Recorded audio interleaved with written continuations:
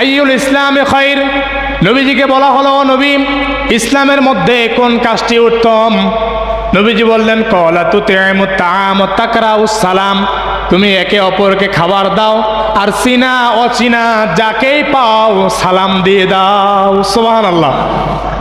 চিনা হোক অচিনা হোক কি করবেন? সালাম দিবেন। এরপরে গরিব হলে মিসকিন হলে তাকে কি দিবেন? খাবার দিবেন। যতটুকু পারেন সাহায্য করেন।